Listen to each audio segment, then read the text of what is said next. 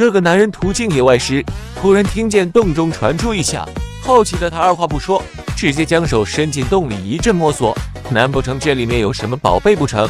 几分钟过后，他突然使劲儿一拽，竟然拉出一双毛茸茸的大腿，这不禁让人更是好奇，这到底是个什么玩意儿？男子继续发力，待到完全拉出来后，这才看清他的庐山真面目，竟是一只野山羊。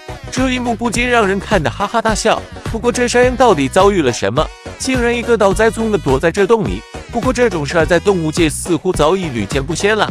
这不大叔偶然间在自家后院发现了一个大洞，他十分的好奇，这里面会不会有什么东西？于是他拿着铁锹就开始挖掘。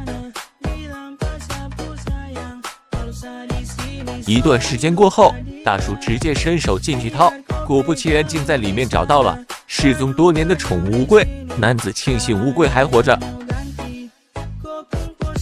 不过看见洞穴千万别随意用手去掏，这万一要是窜出一只大鳄鱼，那可就得不偿失了。